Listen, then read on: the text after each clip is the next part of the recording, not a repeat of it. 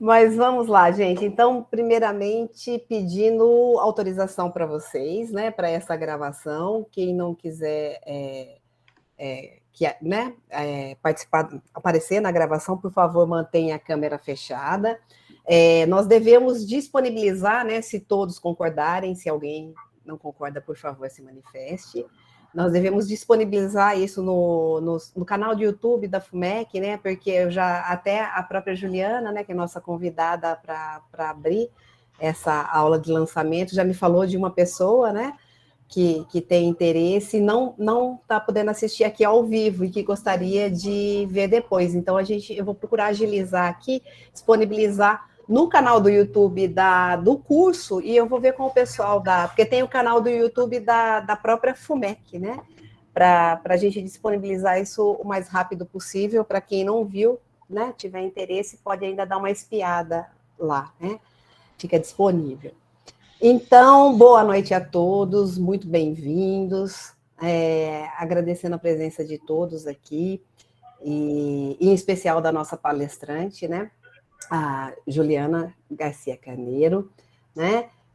Nós vamos fazer hoje aqui uma aula de lançamento, né, do nosso novo curso de especialização, né, do curso de especialização em genética humana, metodologias diagnósticas. Depois eu vou fazer uma apresentação, né, do curso, em linhas gerais, mais aberto para tirar dúvidas mesmo, porque todo mundo já deve ter dado uma olhada lá no site da FUMEC. Nós temos aqui até pessoas, né, que estão matriculadas já no curso, então é essa ideia, e é um bate-papo mesmo, após a palestra, né, com a Maria Letícia, a Cristiane e a Gabriele, né, que nós pensamos juntas, né, nesse curso, né, na estrutura desse curso. E a Juliana foi convidada, né, pela área que ela trabalha e por ser, né, prevista como uma das docentes, né, desse curso. Então, eu vou deixar a Juliana se apresentar, né? Vocês já estão vendo ali na tela ali dela, né, o local de trabalho dela, né, laboratório personal, né? Então, vou deixar a Juliana fazer a apresentação. E, mais uma vez, muito obrigada, Juliana. Eu que agradeço o convite. É uma honra poder falar para vocês. E que bom que eu entrei com o login certo, que geralmente eu entro com o login do meu marido e ninguém sabe quem que é. Mas, antes de eu começar a compartilhar na tela, eu quero me apresentar um pouquinho. Então, eu sou a Juliana, eu sou bióloga.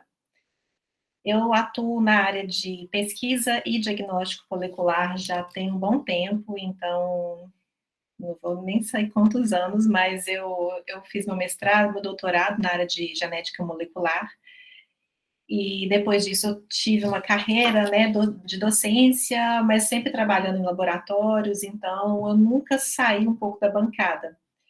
E eu fiquei muito feliz com o convite, porque eu acho que essa especialização vai ser bem interessante, eu espero que todos vocês aproveitem bastante.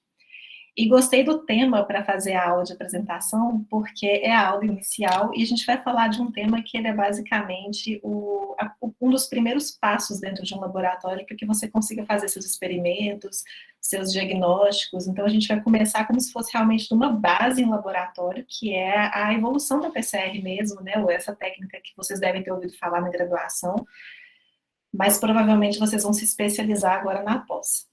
Então, eu estou à disposição também para tirar dúvidas. Eu acho que talvez no final da aula, né, seria mais interessante depois, ou vocês fiquem à vontade, se vocês quiserem me interromper. Fique à vontade, como você preferir, Juliana. Se vocês preferirem. E o que eu pensei realmente é fazer um apanhado geral, já vou tentar compartilhar aqui, e falar realmente sobre a PCR em si, falar um pouquinho sobre o que significa, os princípios, algumas aplicações. Agora já está dando, né? Não é isso. Sim, está aparecendo já. Então, deixa eu só fechar aqui que não é aula. Então, como eu falei, eu acho interessante a gente começar falando sobre a técnica de PCR, porque ela é um princípio muito básico, mas também é um princípio extremamente importante para que a gente possa fazer a evolução dos nossos testes, pesquisa, quem tem interesse em fazer mestrado, doutorado, quem quer trabalhar no meio de diagnóstico, na rotina. Então, se você quer trabalhar com biologia molecular, a PCR ela é importantíssima. E eu acho interessante também que muitas pessoas pensam, mas a PCR já ficou obsoleta, porque agora a gente tem o PCR digital, o PCR em tempo real, nós temos sequenciamentos, nós temos várias outras técnicas, mas se você não começa a partir daquela base, você não consegue fazer praticamente nada depois. Então, o que eu vou falar hoje, então, é a evolução da técnica de PCR, desde a convencional até a digital, que é uma das PCRs bem interessantes que eu vou explicar um pouquinho. Bom, PCR, eu acredito que todo mundo já ouviu falar, como eu disse, né? É uma sigla para, em inglês, né? Que significa realmente a reação em cadeia da polimerase. Então, o próprio nome já fala o que ela é, para que ela serve. É uma técnica basicamente feita para você amplificar o material genético várias e várias vezes através de uso de enzimas, para que você tenha uma concentração de DNA alvo suficiente para que você possa trabalhar com ele do que você precisar. Então, a gente tem DNA, a gente precisa trabalhar, a gente precisa encontrar variação genética, mas a gente precisa de uma concentração suficiente para que a gente possa visualizar um resultado. E a PCR, ela entra nesse sentido. Antigamente, não existia PCR. E que é interessante que eu passei essa linha do tempo porque ela é interessante, principalmente por ser uma técnica extremamente recente. Ela foi criada em 1983. Então, ela é uma técnica muito nova. Né? Assim, pensando na evolução da ciência, da biologia molecular, até pouco tempo atrás, a gente ainda estava aprimorando a técnica dessa PCR. Então, ela foi criada em 83 pelo Kerry Mullis, que está essa foto dele aí. E eu sinalizei aqui na linha do tempo umas estrelinhas, porque eu acho que são pontos críticos e eu dou graças a Deus que alguém inventou isso, porque facilitou muito a nossa vida hoje na rotina.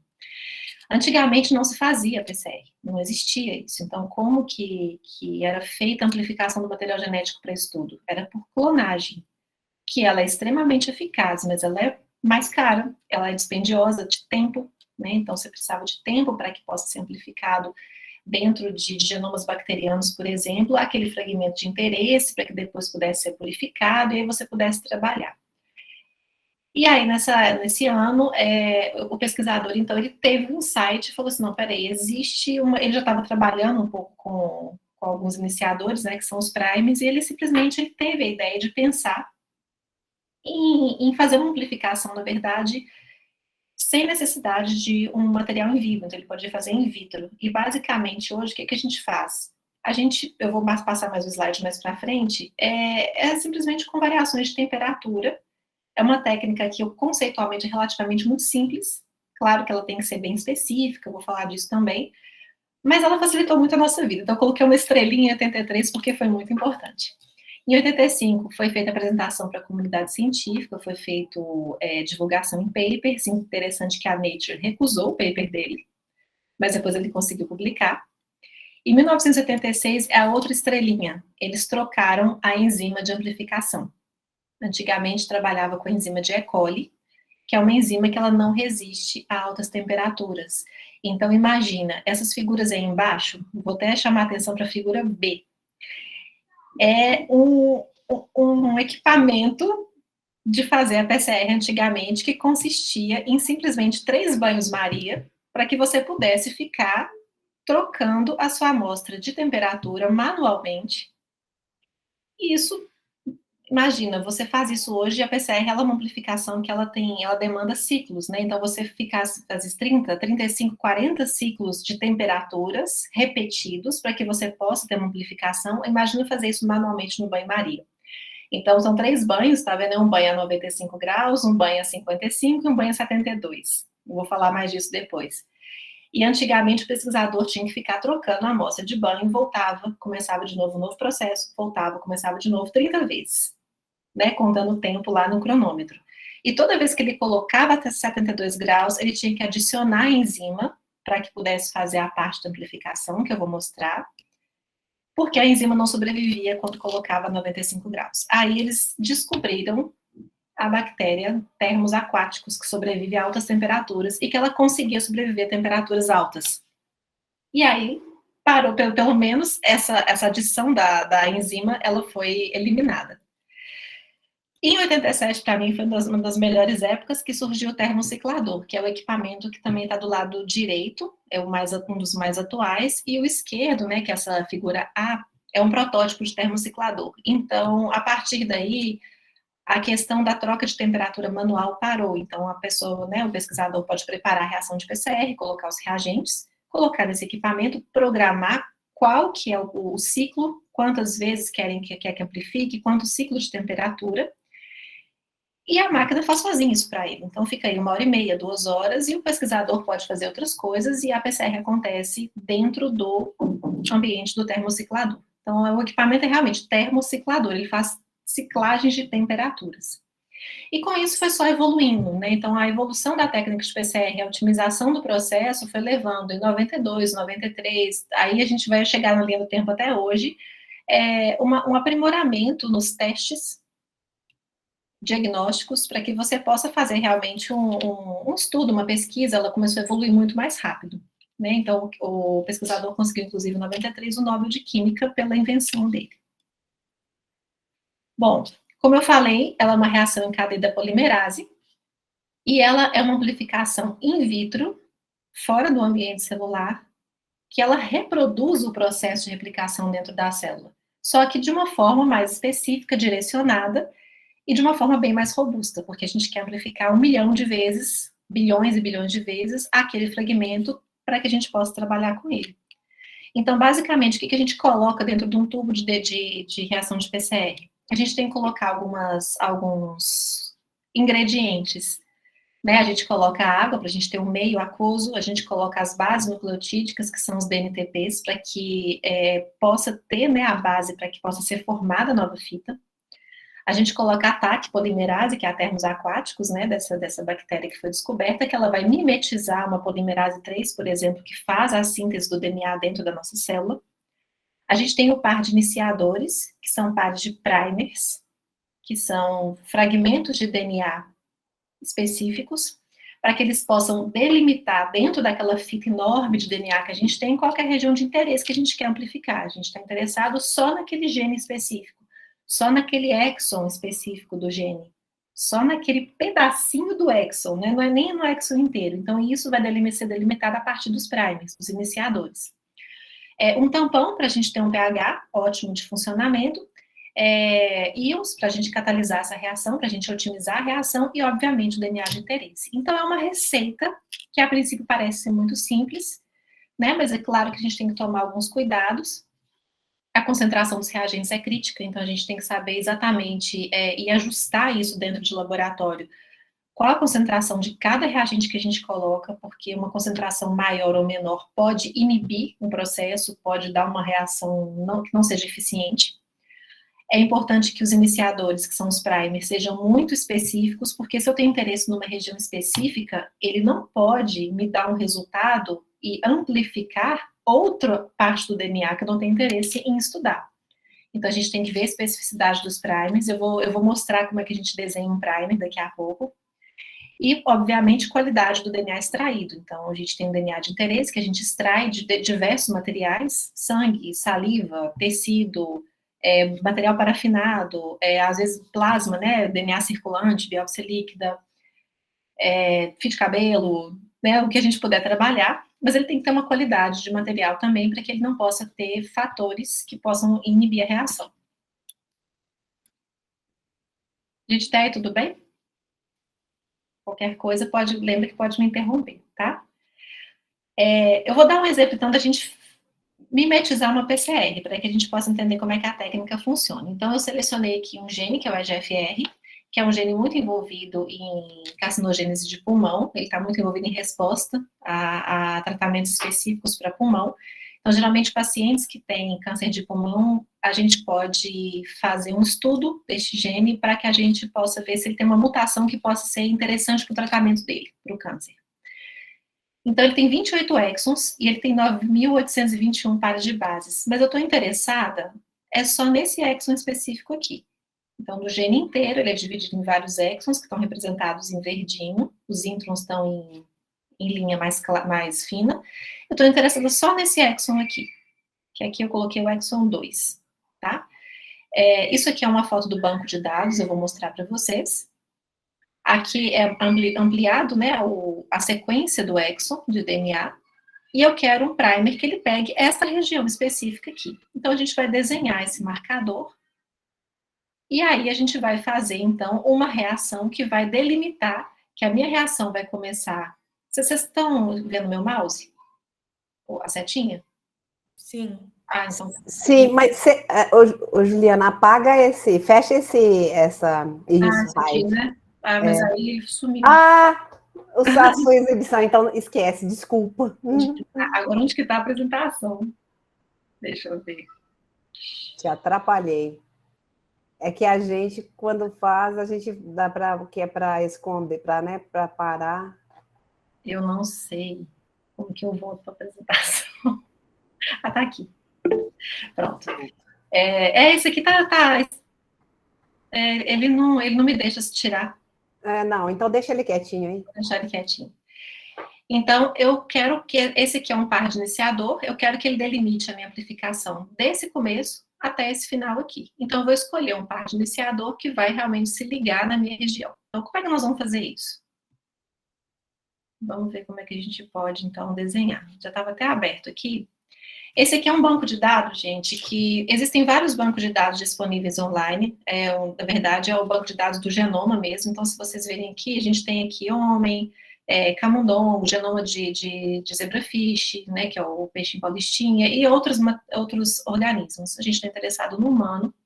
Ele chama Ensemble, tá? Ele está disponível, ele é gratuito. Quem quiser até copiar aqui o site, pode entrar, brincar em casa, procurar genes, ver como é que funciona. E, basicamente, o que a gente faz hoje? Depois do sequenciamento de genoma humano, a gente tem isso disponível para a gente. Então, eu quero digitar o nome do meu gene de interesse. A gente vai entrar aqui, ele vai me dar tudo que ele sabe sobre a GFR que já foi alimentado no banco, tá vendo? Os transcritos. E aqui eu vou entrar no gene humano mesmo, que é a entrada mais completa que ele vai me dar. Ele vai me dar, mais uma vez, todos os transcritos que já foram colocados no banco de dados, tá? E aqui tem várias outras informações que eu não vou entrar em detalhe hoje. Ele fala até onde está o cromossomo, está no cromossomo 7, a região cromossômica. Eu vou escolher esse transcrito aqui, porque ele é o transcrito canônico, ele é o transcrito maior.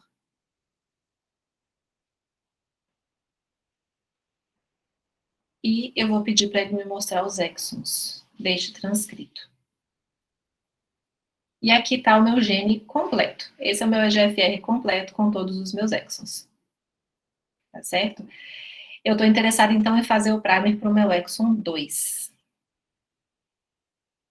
Vamos escolher aqui o exon 2 e ver se a gente consegue fazer. Senão a gente escolhe um outro exon, porque senão eu vou copiar essa sequência, tá? Aqui a gente tem a opção, dá até um blast, mas eu não vou entrar em detalhe não, é porque é uma ferramenta que ela me dá a possibilidade de fazer várias coisas, verificar se essa região ela é homóloga de outros animais, de outros genes do corpo, né, saber se é uma região que ela se repete em outros genomas, né, por exemplo. Mas eu estou interessada neste exon aqui. Então, eu vou lá em outro programinha que também é disponível. Tem vários programas de síntese, tá, gente? Esse aqui é só um deles. E eu vou colar aqui o meu exon de interesse, porque eu quero mandar desenhar um primer. Então, ele vai escolher para mim, dentro desse exon, que está bem pequenininho, eu vou escolher outro só para a gente ter uma chance de... Só um minutinho. Deixa eu pegar um exon um pouquinho maior, eu tinha pegado um do 28 que deu certinho.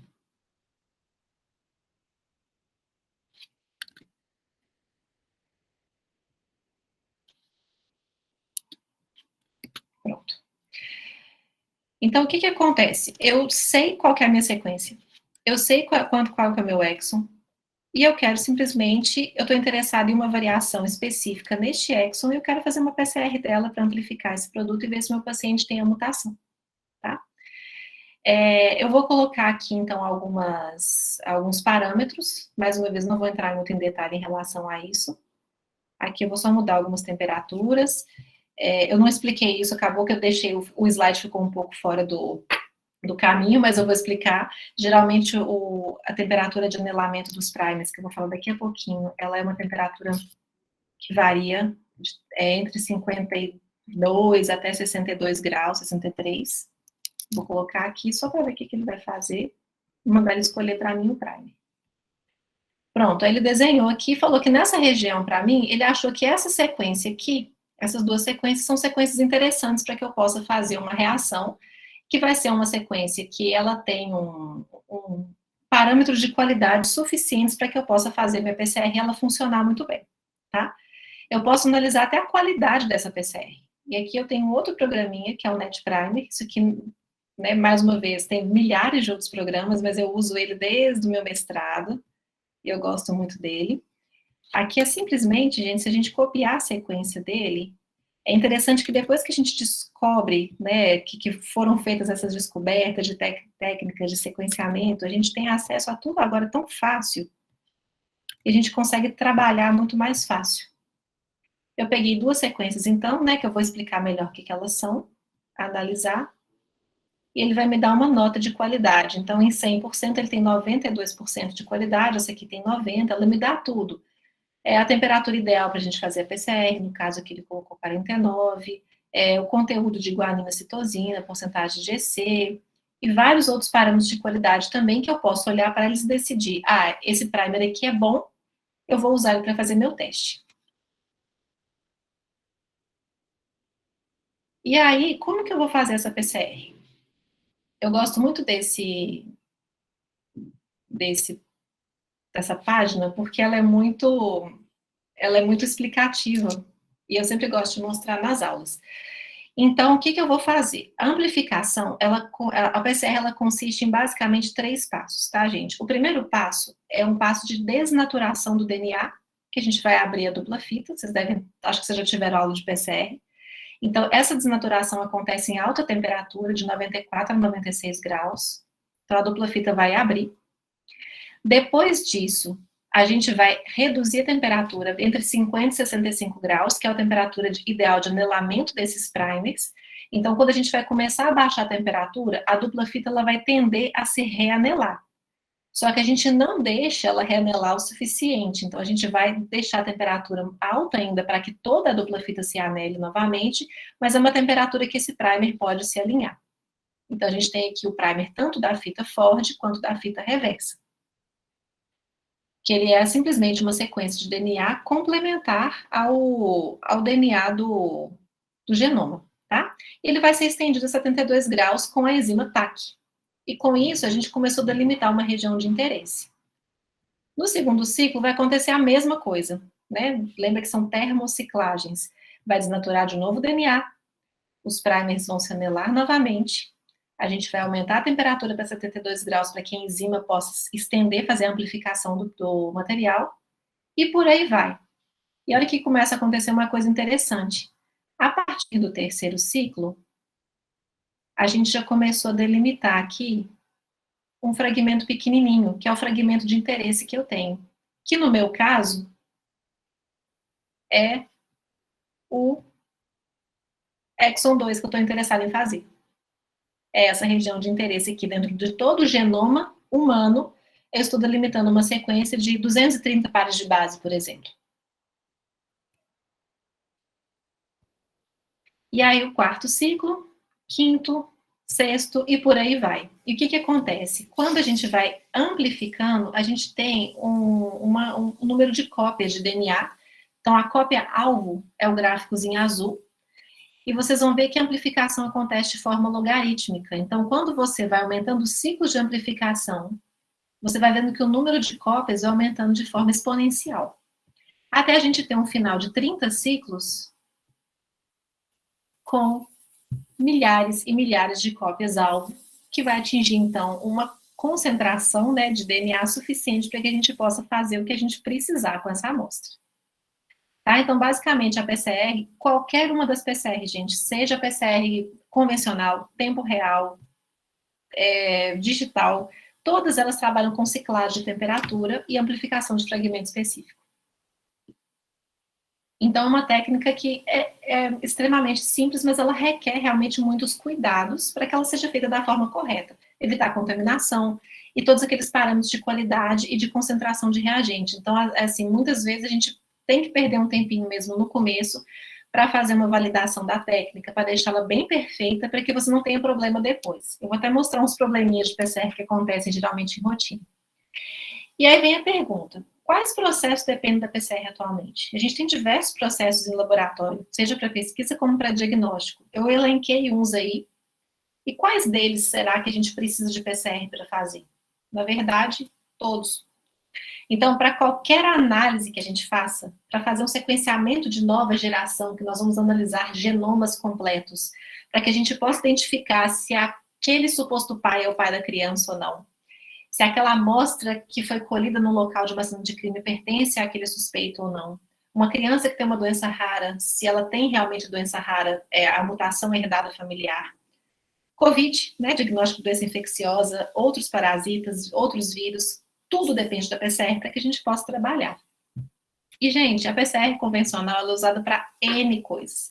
Aqui eu estou colocando só um gráfico mesmo, uma eletroferograma, que é uma foto de um gel, que é uma PCR combinada com um tratamento com enzima de restrição para que a gente visualize polimorfismos. Então, nada mais, nada que isso aqui é. Minha setinha sumiu. É um gel que mostra diversas canaletas, né? A gente vê a coluna de 1 até a 6, são pacientes distintos, e a gente vê paciente que tem só uma banda e paciente que tem duas. Então, a gente vê um paciente homozigoto, um paciente heterozigoto. E a gente só consegue visualizar esse padrão de banda porque a gente fez uma PCR prévia e a gente tem uma concentração suficiente de DNA para que a gente possa visualizar isso a olho nu, em gel, né? Que a gente tem alelos diferentes ou alelos iguais. Aqui é o sequenciamento Sanger. Engraçado que minha seta realmente sumiu. Mas é um sequenciamento, né? É uma eletroforese capilar que a gente faz, então a gente vê base a base. Isso aqui já é uma foto do nosso laboratório, de um procedimento que foi feito.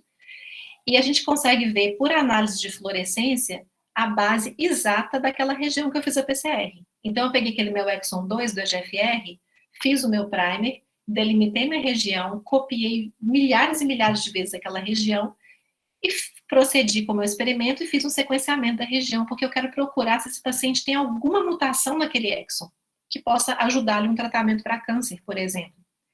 E a gente faz o sequenciamento, ele vai mostrando para a gente cada base, né? Cada base colorida, vocês podem ver ali, o T é vermelhinho, o C é verde, o A é verde, o C é azul, o G é preto. Então, ele vai mostrando base a base para a gente o que o paciente tem. Agora, eu não sei se vocês concordam comigo, mas esse sequenciamento, né, essas bases, esses gráficos, eles estão bem feios, né? Tá bem sujo, tem um que tá meio juntando com o outro. Quando a gente observa isso, a gente viu que provavelmente a PCR lá atrás deu errado. Então, eu não consigo liberar um resultado de um paciente que tem esse perfil, né? Então, só mostrando, então, esse é o programa. A gente está vendo ali em cima de laranjinha, a base que está pintada de laranja, a sequência referência que eu peguei lá no Ensemble, lá no nosso genoma humano, referência. E embaixo são as minhas fitas do meu paciente. E aí eu preciso saber se esse paciente tem essa mutação. Como que eu vou descobrir se o paciente tem essa mutação com esse emaranhado de bases que está toda, uma está sobrepondo a outra? O que a gente fez lá no laboratório, nesse caso? A gente melhorou a condição de PCR. E a gente conseguiu esse perfil. Que você vê que ele é bem mais limpinho, né? Ele está com os picos bem definidos, não tem sobreposição de pico. A única sobreposição, não sei se vocês estão enxergando, tem um Y, que ele está até... são duas bases juntas, dois picos juntos. Nossa, realmente não dá para mostrar a setinha mais. Então, ficou muito mais claro a gente analisar o resultado do meu paciente. Eu confio muito mais nesse dado e eu simplesmente reduzi a quantidade de primer e reduzi a quantidade de DNA. A gente trabalha já com concentrações mínimas, picomolares. É muito pouco, mas às vezes é muito para uma PCR. Então, às vezes, a gente tem que diluir o DNA 10 vezes. É quase nada de DNA, mas a gente precisa que ele seja muito específico. Então, a gente vai adaptando e ajustando condições de PCR para que a gente possa obter um resultado de confiança. E aí a gente vê que realmente, nesse caso, existe tá bem no meio, assim, tem uma sobreposição de 2 picos que a gente vê que o paciente é heterozigoto, ele tem uma mutação. E a gente tem que reportar isso para o paciente. E eu confio muito mais no resultado de baixo do que no resultado de cima. Aqui é um exemplo de sequenciamento de nova geração, né? Eu não coloquei todo o passo a passo também, porque isso acaba uma aula inteira disso, mas é um sequenciamento hoje que, em vez de a gente sequenciar só uma base, só um exon de um paciente, a gente sequencia o genoma inteiro de vários pacientes ao mesmo tempo. Eu consigo sequenciar 50 pacientes de uma vez só. E aqui é só um gráfico que a gente faz uma análise de bioinformática, que ele me mostra, né, nesse gráfico mostra a posição cromossômica, qual que é o genótipo, se ele é homozigoto ou heterozigoto, a referência, o tipo de mutação, se é um SNP, se não é, se é intrônico, se é exônico, qual que é o gene, tá vendo? Então tem MUT-H, tem MSH2, MSH6, também é um sequenciamento lá do laboratório. Ele me dá a região codificante, qual que é a troca de aminoácido, e me dá parâmetros de qualidade dessa região. Então, eu preciso saber que esses valores de qualidade, eles têm que ser dentro, pelo menos, do mínimo suficiente para que eu possa confiar nesse sequenciamento. E se ele não deu certo? Eu errei lá atrás. Provavelmente, eu comecei com DNA de qualidade ruim, com uma PCR que não foi bem ajustada, e aí eu tive sujeiras e ruídos que me levaram lá no final do meu sequenciamento de nova geração, que eu estou analisando o genoma inteiro do meu paciente, eu não consigo confiar em nada. Então, eu preciso que, para que ele funcione, a minha PCR tem que estar muito boa. Então, para isso também a gente vê que a gente trabalha com NGS, mas sem a PCR convencional a gente não consegue fazer nada. Só que essa PCR, como eu falei, a técnica ela foi evoluindo, e hoje a gente tem outros tipos de PCR, eu vou elencar as duas que são mais diferentes, que primeiro é a PCR em tempo real. Todo mundo agora conhece PCR em tempo real por causa do Covid, né? Todo mundo vai fazer RT-PCR de Covid. Ah, é o teste de Covid, é o teste de PCR, é o teste rápido de antígeno, né? Então, o teste de PCR, né, o RT-PCR para Covid, é a PCR em tempo real. Então, é a tecnologia que a gente faz para amplificar o material genético do Covid, né? Mas a técnica em si, ela amplifica o material genético, usa marcadores adicionais aos primers, que são marcadores fluorescentes, que podem ser tipo sonda ou fluoróforo, e a diferença dele é que a gente visualiza o resultado em tempo real. Então, ele te dá o resultado plotado na tela durante o processo. Ele não precisa de um pós-processamento. Então, eu não preciso pegar esse resultado depois e fazer um gel de eletroforese. Eu não preciso sequenciar, eu não preciso fazer nada com ele. Ele já vai me dar aquele resultado. Então, por isso ele é mais rápido. Então, é um protocolo que demora 1h30, 2 horas, 40 minutos, ele já me dá o resultado pronto. Ele é um método quantitativo, a gente consegue, então, estimar a quantidade de cópias de DNA que a gente tem ali.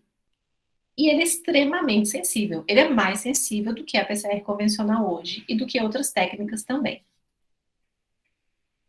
Como eu falei, para que a gente possa visualizar isso em tempo real, o DNA, ele não tem nada que me mostre a base. Né? Se eu não fizer um sequenciamento dele, se eu não fizer uma eletroforese para ver uma banda ou para ver a sequência lá no sangue, eu não consigo ver o DNA. Então, eu preciso ter um sistema de detecção para que eu consiga saber o que está presente ali. Ele não vai me mostrar base a base, mas ele vai me mostrar se ele tem uma variante ou se ele não tem, por exemplo. Se ele tem um marcador ou se ele não tem. Então, a gente faz um ensaio de discriminação alélica, de presença ou ausência, de expressão gênica. A gente pode fazer vários processos dentro do PCR em tempo real. Bom, um dos sistemas de detecção são os ligantes de DNA. E o mais usado é o Cyber. Existem outros, mas o Cyber é o sistema mais usado hoje. Ele simplesmente é um fluoróforo que ele tem uma afinidade à dupla fita de DNA. Ele se liga especificamente ao sulco menor da dupla fita, e com isso a gente consegue visualizar o resultado. Então, se tem DNA, o Cyber vai achar esse DNA lá, ele vai se ligar nele, vai emitir uma fluorescência que o equipamento vai captar e a gente vai conseguir ver uma curva. Porque o fluoróforo se ligou e ele emitiu essa curva. Então, como que a gente vê isso? Isso aqui eu mostrei para vocês um exemplo de sexagem fetal, que é um exame que é feito muito lá no laboratório, que a gente sabe o sexo do bebê no sangue da mãe. Então, não existe nenhum procedimento invasivo, a gente colhe o sangue da mãe e a gente detecta o DNA fetal, por extração de DNA fetal no sangue, e a gente determina se a gente vai achar ou não o cromossomo Y. Então, é ensaio de presença ou ausência de cromossomo Y no sangue materno, tá? E a gente consegue saber se a gente encontrar o cromossomo Y é um menino, se a ausência do marcador é uma menina.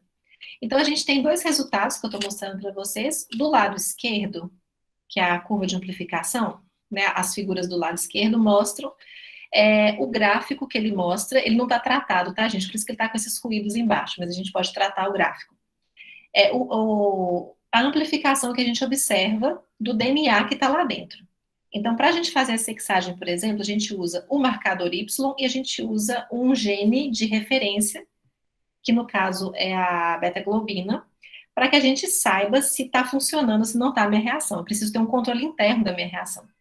No caso do X, a única curva que subiu foi essa azulzinha aí, que é a curva da beta-globina. A curva referente ao DNA do cromossomo Y não apareceu. Então, ele não amplificou, é uma menina, tá? E embaixo, a gente já vê que tem uma curva vermelha junto com a curva azul. Então, significa que ele amplificou tanto a globina, que é o controle interno, ou seja, tinha DNA, a reação funcionou, mas ele também encontrou o cromossomo Y no sangue da mãe. Então, nesse caso, a gestação é de um menino. E a gente consegue, então, visualizar, esse é a foto do equipamento. Ele já me dá isso diretamente. E do lado direito é a curva de dissociação, que é o que estava até no slide anterior, que ele permite curva de dissociação. Isso é muito importante em PCR em tempo real, que a gente usa esse ligante. A curva de dissociação, basicamente, ele faz esse gráfico, ele plota esse gráfico para a gente, ele faz uma média baseada na temperatura de dissociação. Então, ele vai começar a esquentar, depois que ele faz toda a amplificação, uns 40 ciclos de PCR, ele começa a esquentar, né, esse produto de PCR, ele vai aquecendo de grau em grau, até chegar a 95 graus, e é uma estimativa que ele faz, que o pico do gráfico, né, a pontinha do gráfico, da curva, ela fica quando metade das fitas estão aneladas e metade estão desaneladas. No final das contas, por que ele faz isso? Né? Ele faz esse cálculo para ele estimar que a curva de dissociação da mioglobina, por exemplo, ela tem que cair sempre eu não estou enxergando direito, mas acho que está a 83 graus. A curva do Y, ela tem que cair geralmente a 79 graus. Porque eu preciso ter certeza que isso que amplificou do lado esquerdo realmente é o cromossomo Y. E se for um DNA diferente? E se for uma amplificação inespecífica, ele está ligando em outro lugar? Eu vou liberar o menino errado, né? Então, eu tenho que, além de ver a amplificação do lado esquerdo, eu tenho que ver se a dissociação desse DNA está exatamente na temperatura que eu fiz a minha validação no laboratório. Porque pode acontecer isso aqui. Isso aqui, a gente não sabe o que é. Se vocês forem ver bem, a dissociação do vermelhinho, é uma pena que o meu mouse não está funcionando, aconteceu dissociação, tem duas curvas dissociando aí, a globina está certinha, mas se vocês forem ver o Y lá embaixo, ele está dissociando a 79 graus, mais ou menos. Aí, ele está dissociando uma temperatura bem diferente. Dá até para ver a sombra de onde que é o Y. Então, assim, ele está dissociando fora da temperatura que um cromossomo Y está. E aí você fica na dúvida, é uma menina ou é um menino? Porque a menina não tem que ter essa curva. Mas o menino também não tem que ter essa curva nessa temperatura. O que isso aqui pode ser explicado? Isso provavelmente pode ser um contaminante na extração. Daí, se você tem um contaminante no seu DNA, sua PCR não vai funcionar. Ou então você está colocando muito reagente, muito cyber, muito primer. E o primer, como ele liga em dupla fita, ele vai ligar no que ele quiser. Se ele tem excesso de primer, excesso de DNA, ele vai tirar a especificidade dele. Então, como que a gente resolve isso geralmente? Tecnicamente, a gente pode reduzir a concentração de reagente para que a gente possa conseguir uma reação limpa. Tá? Então, esse aqui é um problema que a PCR em tempo real pode nos dar. Ela é tão sensível que ela amplifica, às vezes, coisa que não é verdadeira. Então, esse é um caso que eu não consigo liberar o resultado, eu tenho que repetir esse teste. E a outro sistema de sonda, de detecção de fluorescência, é por sonda. Sonda de hidrólise, existem sondas distintas, mas a mais usada é o sistema TACMA, e ela é extremamente específica, ela é super interessante, e é esse sistema que a gente usa, para dar o exemplo mais atual, para fazer o teste de COVID. Então, basicamente, a figura está mostrando que nós temos o nosso DNA, né? Então, a 5 linha e 3 linha, que é o azul e o vermelho. Nós temos os primers forward e reverso, então o nosso par de iniciadores que se liga, mas a gente também tem que associar uma sonda específica, que é a sonda Tachman, que ela vai se ligar exatamente na região de interesse que a gente quer amplificar. Seja para mostrar se o paciente tem a mutação, uma troca de A por um T, seja para mostrar se o paciente tem a expressão de algum gene ou não, se ele tem se o COVID, por exemplo, se ele está se ligando ao gene N, se ele tem o gene ORF, se ele tem o gene S, o que quer que seja que você queira amplificar.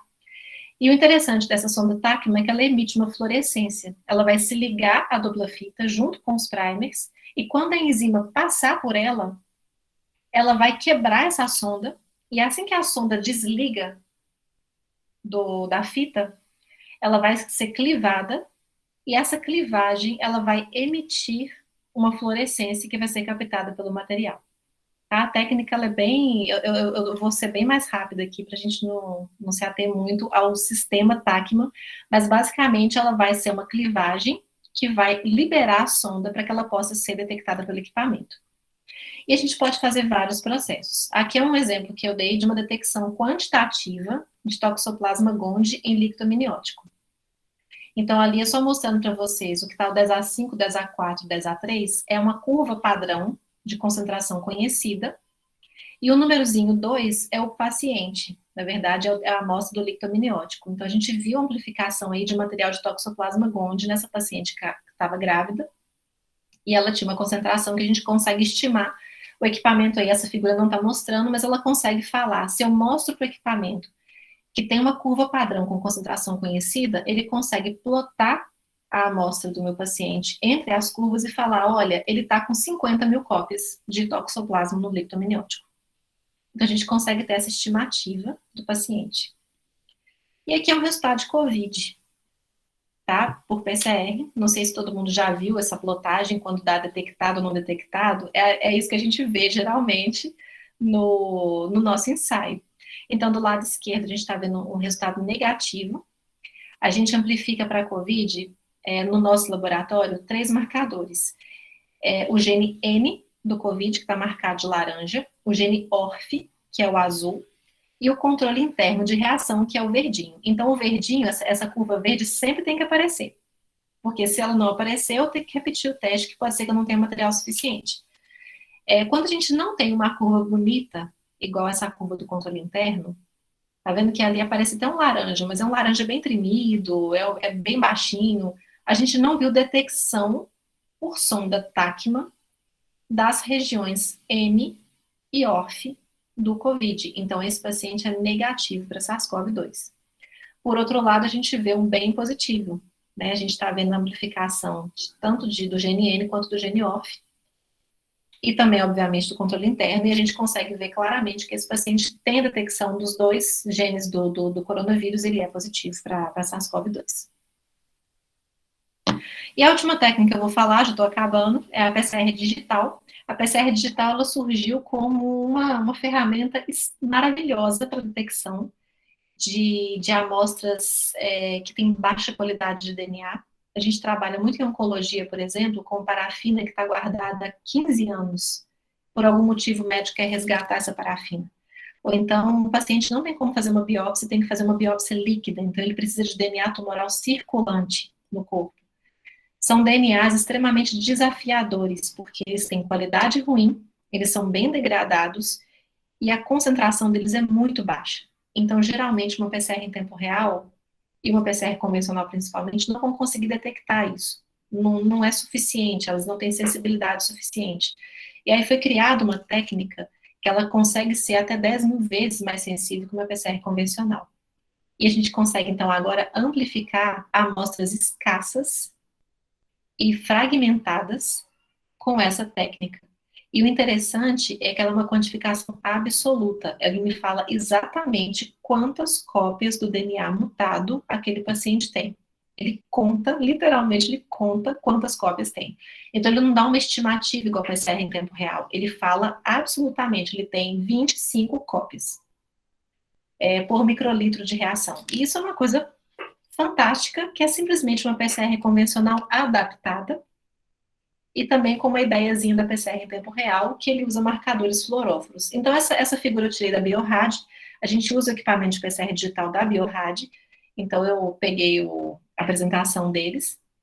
Da mesma forma, eu quero identificar aqui, eu não quero sequenciar essa amostra, eu quero saber se o paciente tem uma mutação específica, eu quero saber se ele tem uma troca de um A por um G, tá? Uma adenina por uma guanina. Então, eu vou ter uma sonda que vai marcar a adenina e uma sonda que vai me marcar a guanina, tá? Geralmente, a gente marca a sonda FAN, que é uma sonda azul. Então, se aparecer azul no meu resultado, o paciente tem mutação presente.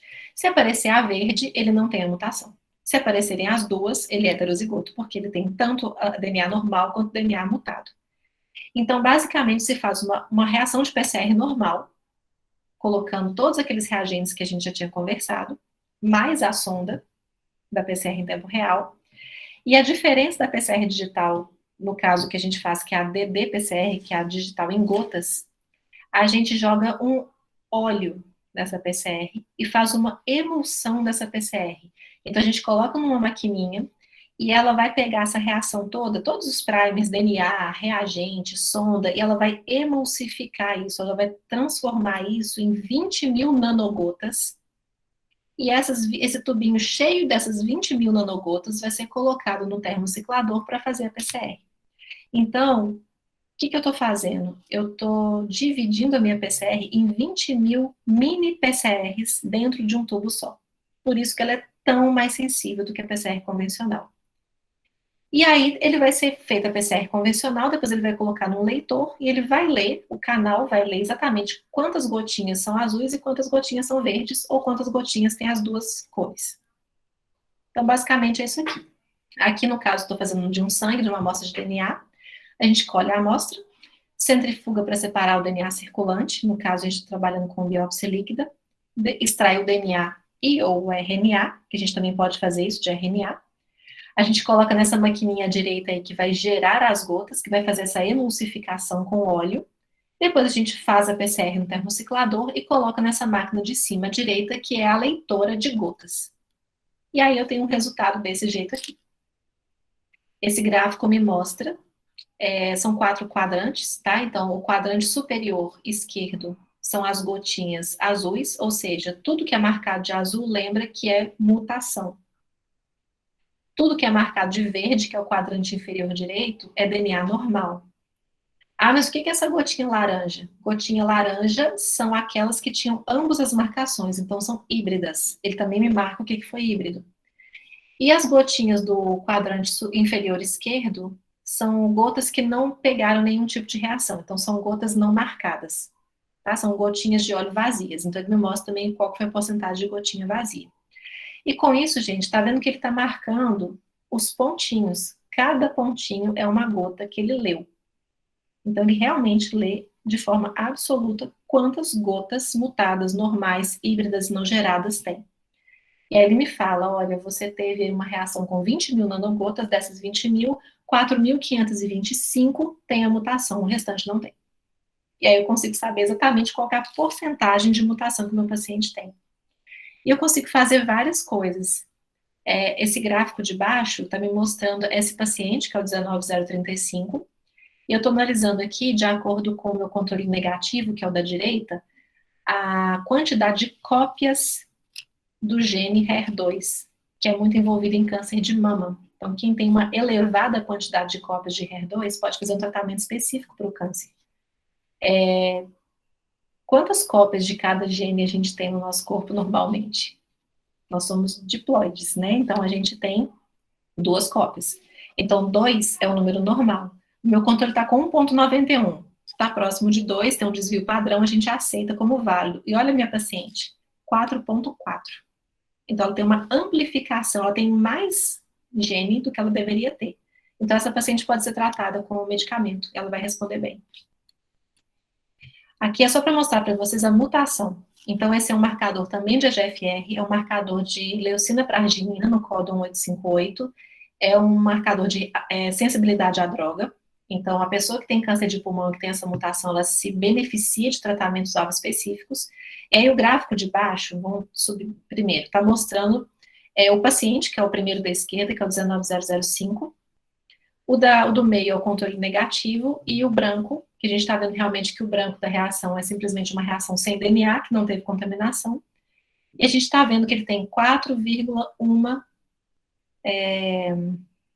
cópias mutadas em relação a esse marcador. E ele tem 21,7 cópias normais. Então, ele tem uma porcentagem de mutação aí, tá?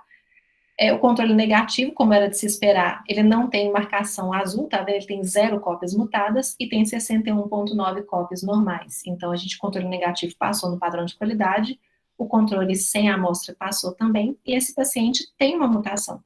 Mesmo que seja uma mutação pouca, a gente consegue detectar 0,01% de mutação nesse paciente. Então, é uma técnica extremamente sensível mesmo, em mutações verdadeiras.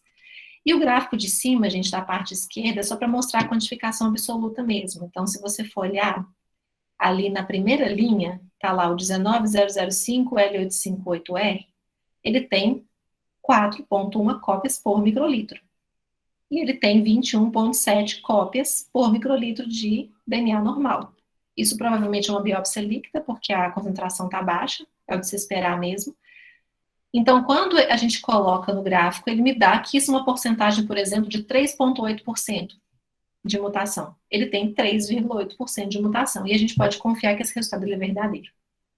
Tá? Então, a PCR digital ela veio para revolucionar, e principalmente para que a gente possa lidar com amostras, como eu falei, desafiadoras.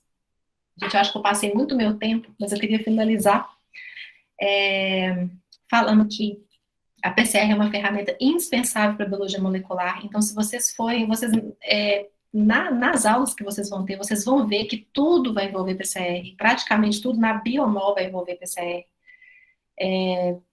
Nas aulas também que eu vou dar, a gente vai falar muito de sequenciamento, muito de oncogenética. E isso vai envolver a PCR inicial, não tem jeito. Apesar dela ser extremamente simples, o conceito dela é um conceito muito simples, ela tem que ser ajustada para que a gente possa atingir condições ideais para cada análise. Então, ela não é simplesmente fazer, cada marcador pode ter uma temperatura. Então, tem marcador que é 55, outro é 56. Se você colocar 55, ele não funciona, mas 56 ele fica ótimo. A gente tem que perder realmente um tempo que a gente acha a condição perfeita para fazer a análise e ter um resultado de qualidade e confiável, que é o mais importante. A evolução da técnica de PCR não torna a outra obsoleta. Na verdade, ela leva a novas possibilidades de diagnóstico, mas ela não desmerece as outras. Então, todas as PCRs têm uma aplicação. Se a PCR convencional não faz sequenciamento, então a PCR digital para fazer o NGS não serve para nada, para mim, né? E ela é só o primeiro passo para que vocês tenham uma infinidade de resultados no seu laboratório, sejam eles experimentais ou sejam eles para diagnóstico. Tá? Eu queria agradecer mais uma vez a oportunidade, deixar meus contatos, caso alguém queira entrar em contato comigo, por e-mail, nosso site, meu telefone também, que também é o WhatsApp, e estou à disposição caso alguém queira tirar alguma dúvida. Prontinho. Muito bom, Juliana, muito obrigada, foi ótima. Deixa eu não ser egoísta, deixa eu abrir aqui para mais alguém falar primeiro aqui. Quiser fazer alguma colocação, alguma pergunta para a Juliana.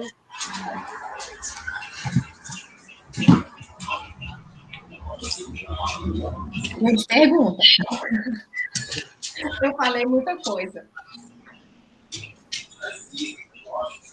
Não tem pergunta quando a aula é muito boa. Aqui, já tem aqui, parabéns pela apresentação, foi ótimo. O que eu fiquei falando que você fechou aí no final, Juliana, é isso, né? Eu já tinha lido bastante coisa, né, sobre isso, que começam a vir as novas técnicas, né? A pessoa fala assim, o sangue não serve para mais nada, né? E não é bem assim, né, que as coisas funcionam, Nossa, né? não. Então, assim, tudo tem o seu lugar, né? Então, até esse artigo que eu li há muito bom tempo atrás, né?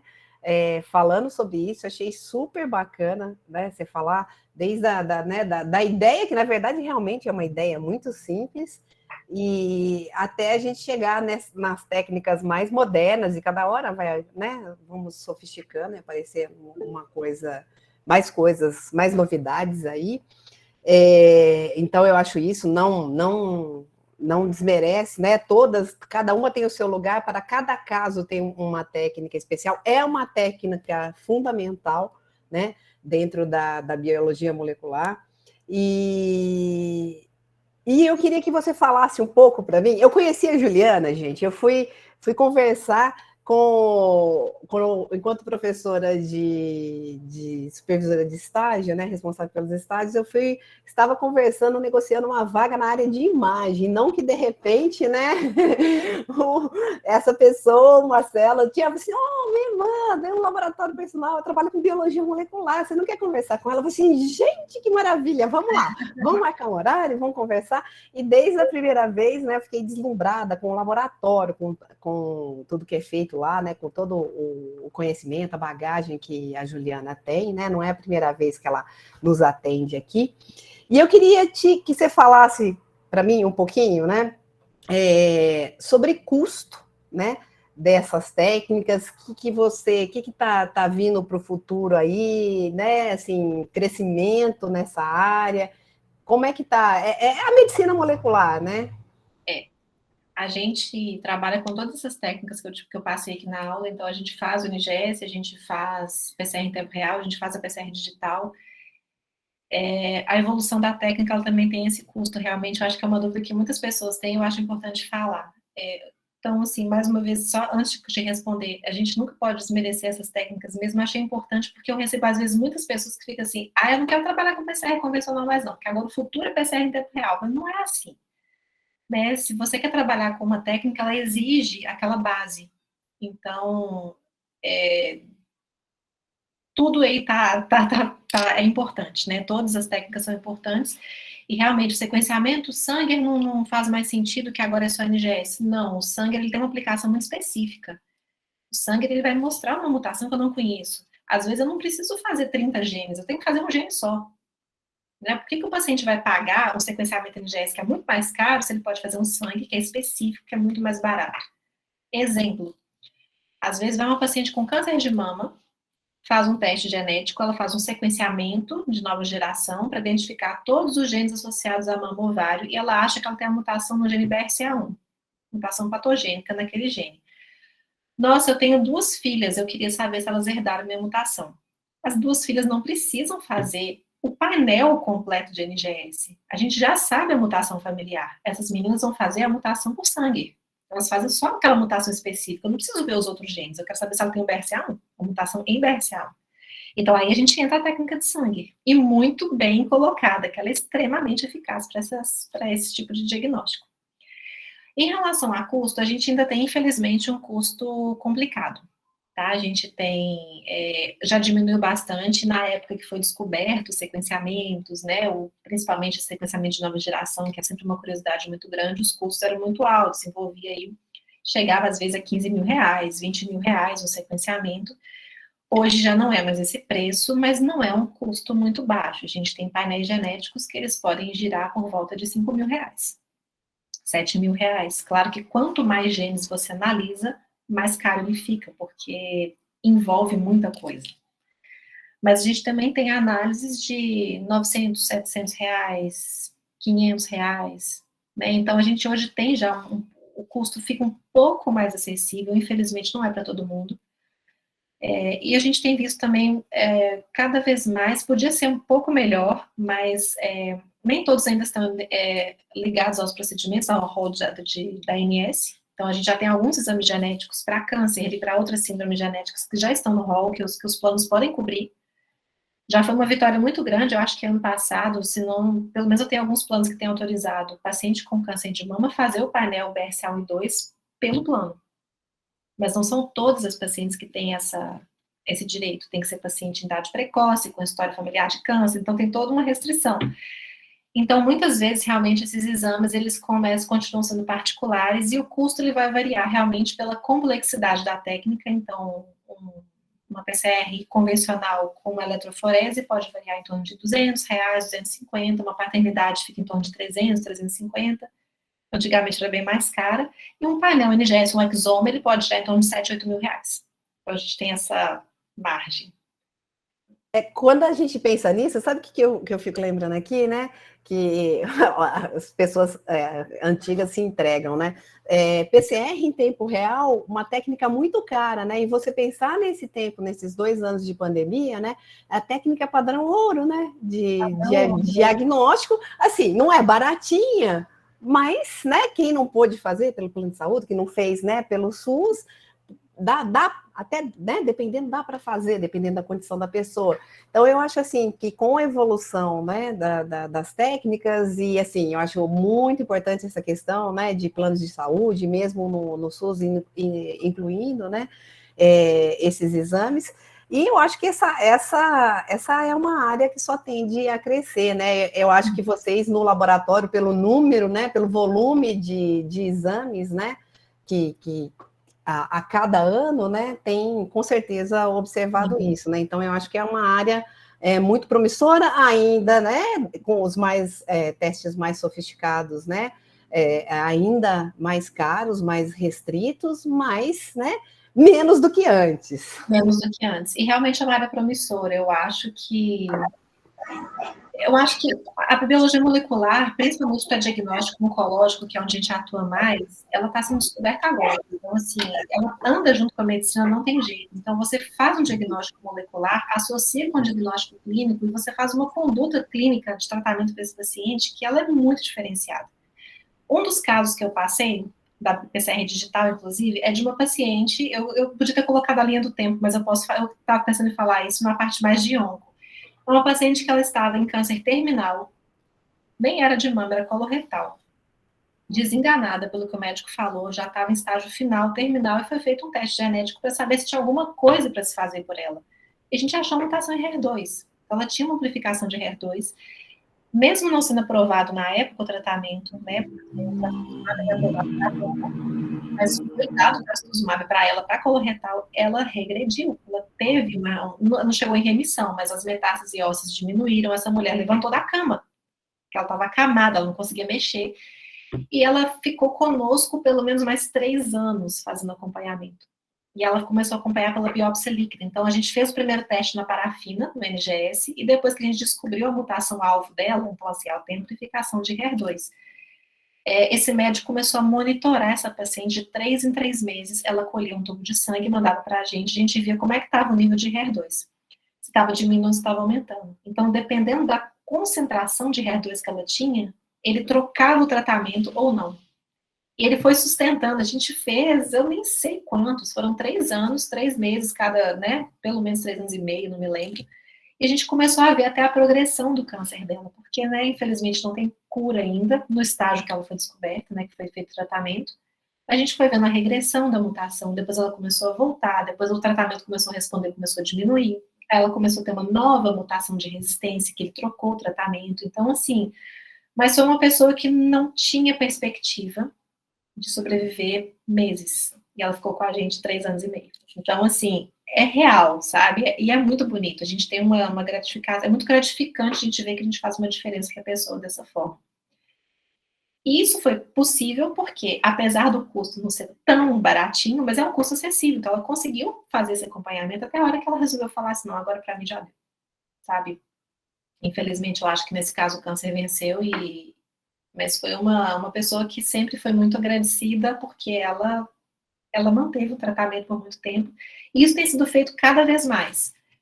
Então, cada vez mais a gente sabe marcadores-alvo, mutações-chave que fecham o diagnóstico de uma síndrome rara que você não sabe o que é, pede um exoma, de repente vem aquele gene raro, aquela mutação fala, pronto, é isso que está acontecendo com esse paciente, vamos rastrear a família agora. Então, a genética, eu sou suspeita, né? Mas ela só tem a crescer. Ela só tem a acrescentar mais na qualidade de vida das pessoas. Eu espero que cada vez mais com um custo mais acessível, porque todo mundo tem direito a fazer os testes. Seria o ideal. Com certeza, com certeza. Letícia? Essa questão de acessibilidade, né? Eu tô bem, tem muito tempo que eu estou na genética, né? E, na verdade, eu via começando muita coisa da parte molecular. Então, na hora que você fala esse preço, Juliana, realmente é um preço muito alto, mas eu lembro quando o teste de paternidade, quando ele começou, que ele era totalmente inacessível, né? Quando a gente vê o preço do trio hoje em dia de teste de paternidade, a gente assusta de tão barato que ele está, considerando o que era quando começou lá na década, né, de final de 80, 90, que a gente tinha um preço, assim, que era absurdo, né? Então, mas realmente, mas são exames ainda, igual você falou, assim, eu acho que tem, quanto maior o número de exames que forem sendo feitos e que a gente tiver condição, né, o maior número entre no rol da ANS e os laboratórios conseguem, tendo um número maior, conseguem, inclusive, baratear muito mais esse processo. Então, eu acho que, né, a gente realmente, a tendência é ter uma diminuição do preço e uma progressão, né, do número de exames. Eu acho que tem muito, né, muitos desafios, mas é isso mesmo. Eu acho que se a gente fala que é um exame mais acessível hoje, pensando numa realidade de pouco tempo atrás, que ele era muito mais caro. Então, hoje ele é um exame realmente, comparado ao que ele era antes, um exame que está bem mais acessível e que eu acho que sim, o futuro é que a gente vá caminhando para que eles sejam cada vez mais popularizados, que eles possam ser disponibilizados para mais pessoas. Ainda tem um caminho a se percorrer, mas a gente está correndo atrás disso, né? E assim, mais uma vez, eu sou suspeita, eu acho que é uma área muito interessante, é uma área que tem muito a crescer, e eu acho que as pessoas que têm interesse nessa área, que gostam disso, gente, eu acho que é muito gratificante. Dá dor de cabeça também, né? Porque a gente tem lá as nossas dores dentro do laboratório, o experimento que não dá certo, mas quando funciona, e quando você vê o resultado, e quando você vê a diferença na vida do paciente, principalmente, porque a gente tem esse feedback de vez em quando, meu Deus, faz valer a pena tudo que a gente passou, às vezes, de dificuldade, de validação de técnica, fala assim, gente, olha o que está acontecendo, olha o que eu fiz por ele, né? Então, é muito legal. Eu queria aproveitar e eu fazer uma pergunta, então. Os alunos que estão assistindo aqui, que vão fazer a pós, eu falei que talvez já tivessem sentido isso na graduação, já trabalharam com isso, já fizeram estágio, já têm um conhecimento da técnica ou de alguma delas? Se alguém quiser falar. Só das aulas da graduação. Da graduação mesmo, né? Porque eu acho que eu parto de um pressuposto que a técnica da PCR já estava mais fundamentada, mas o meu objetivo hoje era apresentar realmente o que vai esperar vocês no futuro, né? Uma das coisinhas. Ô, Juliana, só fazer um paralelo aqui, não é minha área, biologia molecular, mas eu achei sensacional. Meu doutorado, acho que 80% dele é biologia molecular, então eu trabalhava com outras técnicas e que eu vi que a biologia molecular, ela realmente deu nome para o meu trabalho, porque eu consegui aumentar a especificidade do que eu precisava, a sensibilidade, e assim, está sendo sensacional a forma que eu estou conduzindo. E também fazer a observação que Belo Horizonte está virando um campo de oncologia. Sim. Então, a gente tem grandes hospitais comprando, grandes redes comprando grandes hospitais e virando rede de oncologia, oncoclínicas, Oncomed, Oncobio, Cetus, etc. Então, a biologia molecular em Belo Horizonte ela vai entrar em alta justamente porque a gente precisa dos testes genéticos, né? A gente precisa das terapias-alvo, então, sem a biologia molecular, não tem terapia-alvo, né? Exatamente. Então, eu acho que, assim, fazendo um panorama aí para os próximos anos, eu acho que vai ser uma área muito boa. Isso é verdade, viu?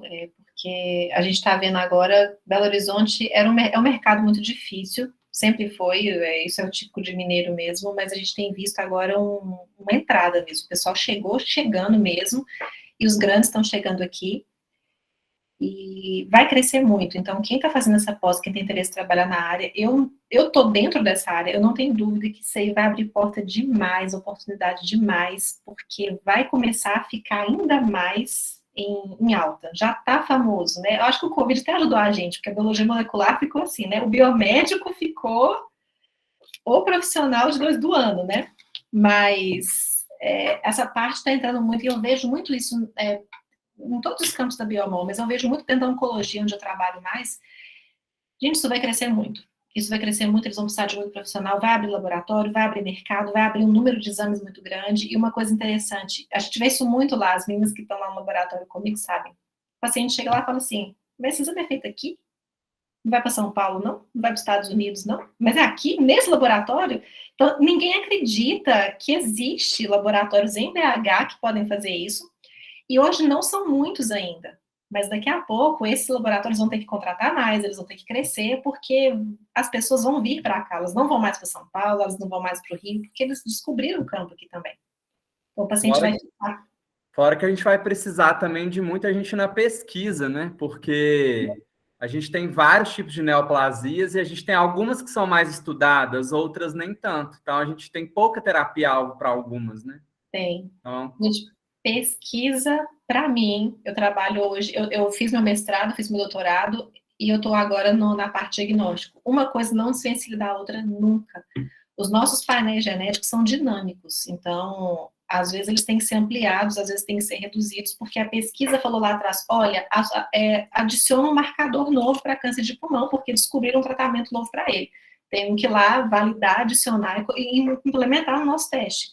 Ou às vezes, não, tira esse marcador, porque já não tem associação mais comprovada, tirando do teste. Então, a pesquisa só tem a crescer. E eu falei de algumas técnicas, tem N outras técnicas que estão sendo desenvolvidas, inclusive para terapia, não só para diagnóstico, que quem quiser se enveredar por essa área da pesquisa está, assim, cheio de ideia, cheio de coisa para ser feita, porque só está crescendo. Então, a gente sempre fala, nós estamos na crista da onda, né? Acho que a bola da vez agora está voltando a ser um pouco a parte da biomol.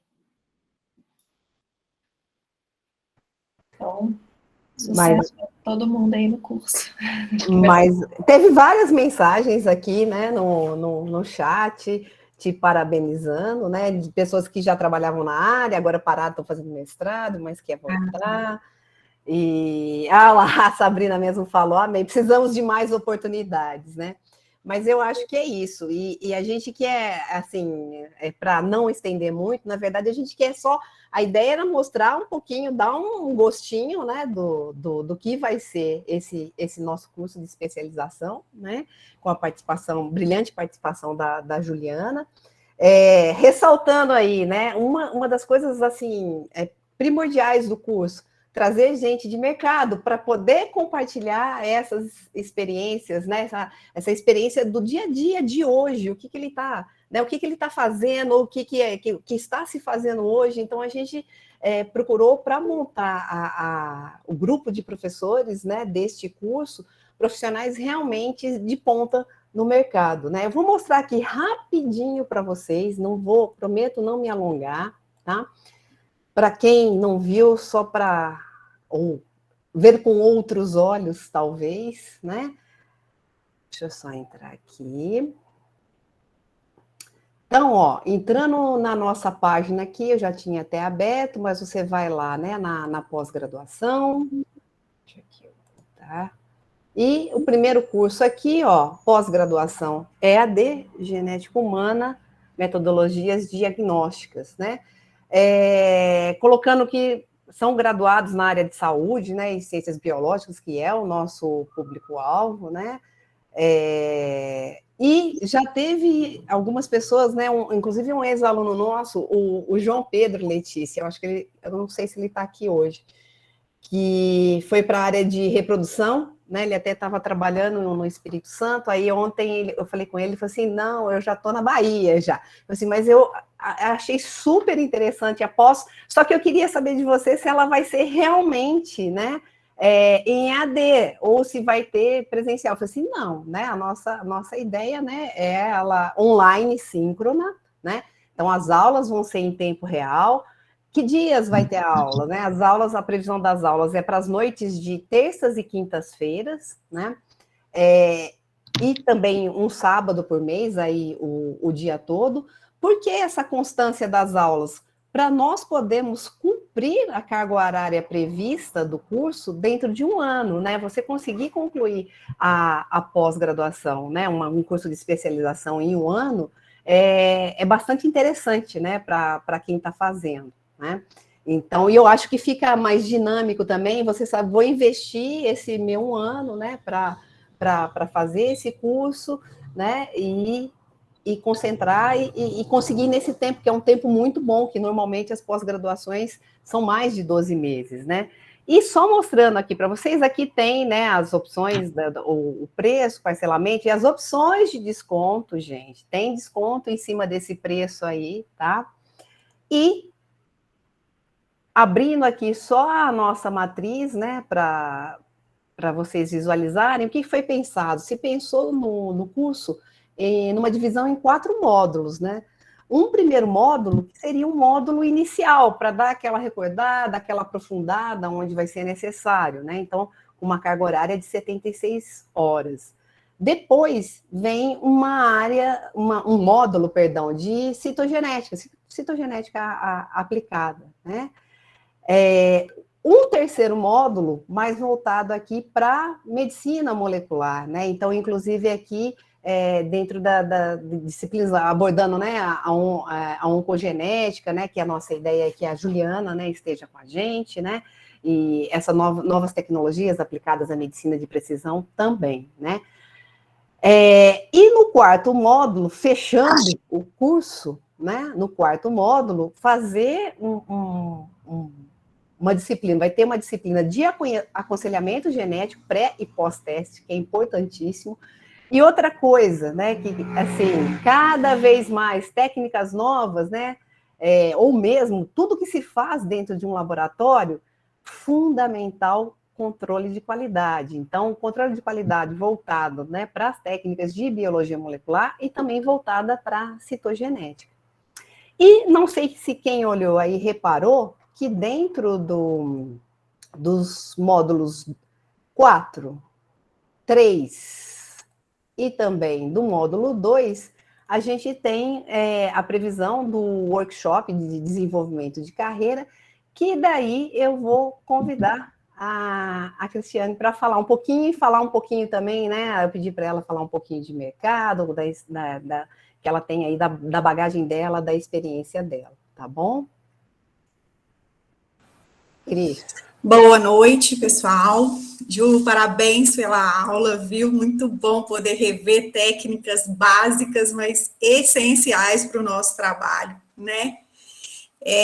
Então, eu sou Cristiane, eu sou bióloga também, tenho mestrado em citogenética, é a área onde eu atuei por pelo menos 14 anos. E depois dessa área eu acabei desenvolvendo e me formando também um pouco nessa área de carreiras, de desenvolvimento humano, desenvolvimento de carreiras. E o que eu estou fazendo aqui hoje é alinhando as minhas 2 especialidades, né? E o que a gente quer trazer para essa pós é justamente um diferencial, que é estarmos totalmente alinhados às demandas do mercado. Então, nós acabamos de falar aqui sobre uma demanda de volume de profissionais, mas também nós estamos falando de uma demanda por nível de especialização em termos de área.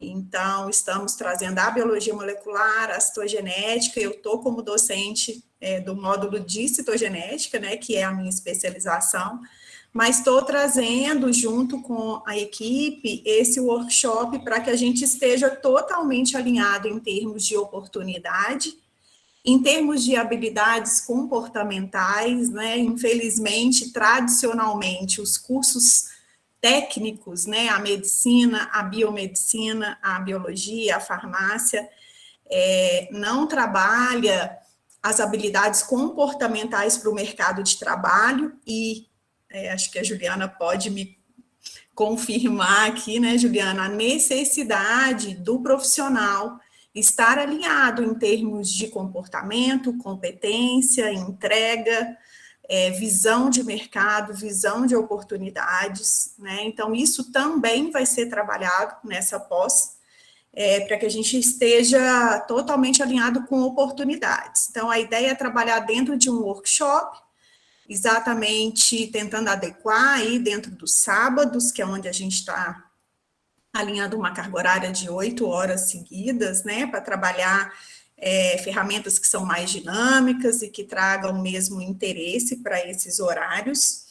E a ideia é chegar ao final com uma trilha de desenvolvimento, atualizada com o que tem aí de demanda. Nós já falamos aqui de volume, né? O professor César trouxe aí sobre essa eu ia chamar de curiosidade, né? Mas em saúde é difícil a gente usar termos tão positivos quando a gente está falando de doenças, mas a gente está se tornando, como localização, uma área com fama, né? Fama de qualidade, inclusive, principalmente, eu acho.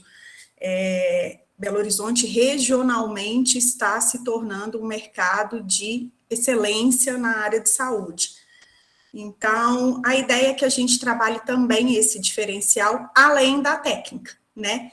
E a Adriana já trouxe aí um ganho aplicado muito grande, que foi a ideia que elas trouxeram de trazer pessoas do mercado, né? Então, a gente vai estar totalmente alinhado com aquilo que é necessário na prática, né?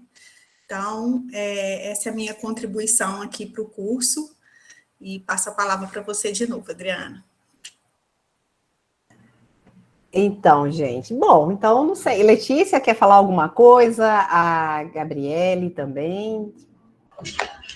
Não quero falar nada específico, estou aberta, se alguém tiver alguma dúvida, quiser perguntar alguma coisa, né, dentro do que foi do planejamento que a gente fez, o que a gente pensou para o curso, estou às ordens, né, do que eu contribuí, né, para dentro, né, dessa proposta, poder esclarecer também.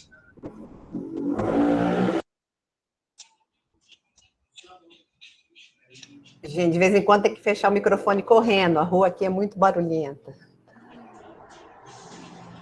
Mas teve uma pergunta aqui no privado, né? O pessoal quer saber a nossa previsão de início das aulas se possível, iniciar ainda em março, tá? Estamos ainda no meio, né? Então, tudo vai depender aí da confirmação. Nós já temos um número, um bom número de alunos matriculados, outro tanto, né? Inscritos que ainda não confirmaram, né? Não confirmaram ainda a sua matrícula, então nós temos um número mínimo, né, de matriculados que garante a abertura da turma.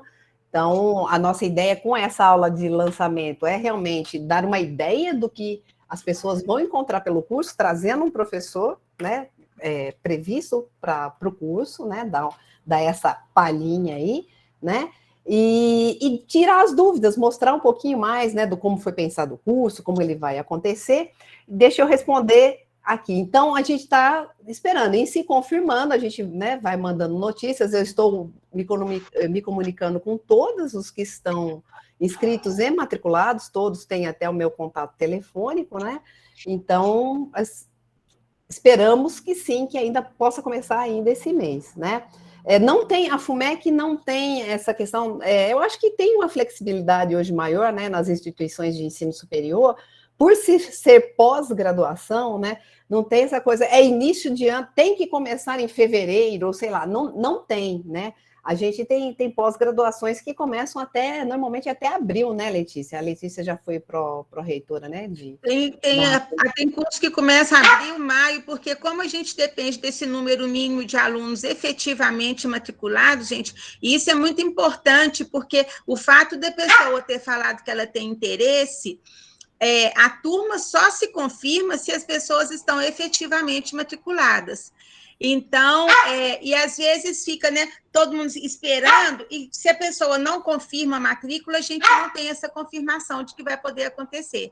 Então, isso é muito importante para poder, né, para a gente poder ter essa data de início. E outra coisa, né, gente, só complementando, o curso é novo, né? Nós fizemos o lançamento, o curso começou a aparecer no site, hoje ninguém mais olha no site, né?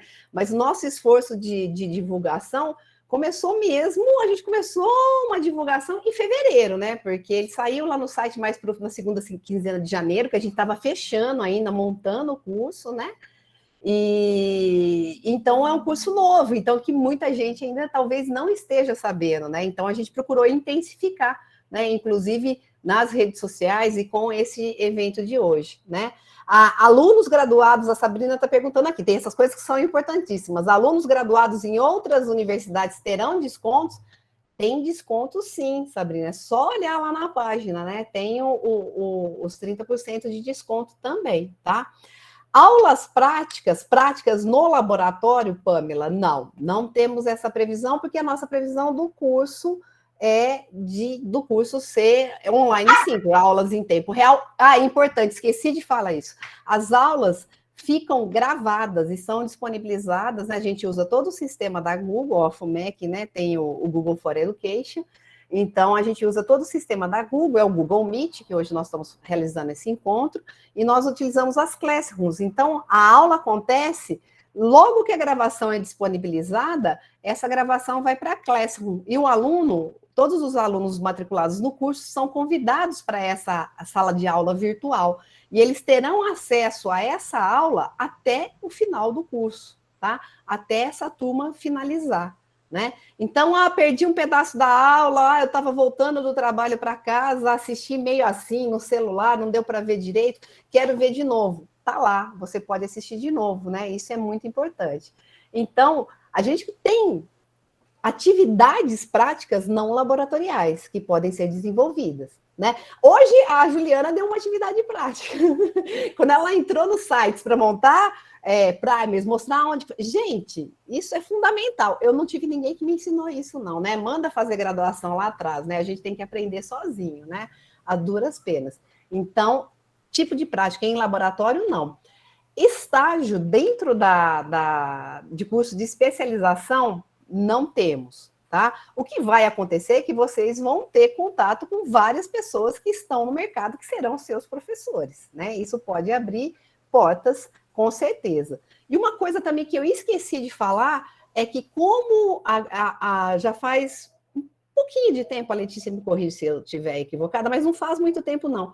Até pouco tempo atrás, era necessário fazer um trabalho de conclusão de curso nas pós-graduações. E eu não sei, eu passei muito rapidinho ali, né, a nossa matriz do curso, né, a grade lá das disciplinas, mas há algum tempo não é mais obrigatório, né? Os únicos cursos de especialização que não tiraram não tiraram os TCCs, não é pela regulamentação do MEC, né? É por questões de órgãos de classe, foi o pessoal da engenharia, por causa do CREA, né, Letícia? Agora, o CREA não aceita, né? O CREA não aceita especialização sem TCC.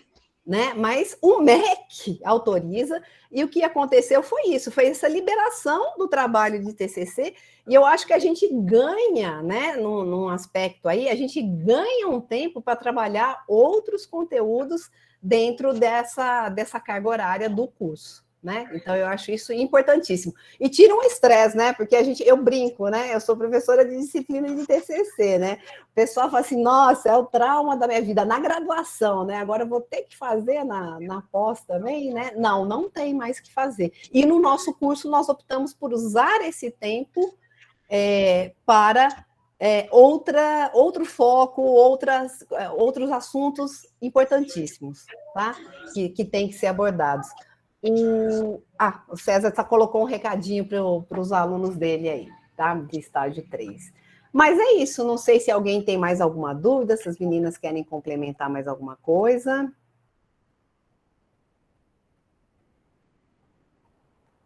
Não? Gente, então eu acho que é isso. Depois eu vou disponibilizar, então, a gravação, né? Se alguém quiser ver ou passar o link para alguém, né, que não conseguiu assistir, fique à vontade. E é isso. Agradecer mais uma vez, obrigada a todos pela presença. Juliana, especialmente, né, por se disponibilizar aí, a dar essa palhinha, essa aula espetacular aqui para a gente, né? E na torcida aqui para o pessoal animar e vão completar aí a turma para a gente começar, para podermos começar essas aulas logo, tá bom? Um abração, gente. Uma boa noite para todos.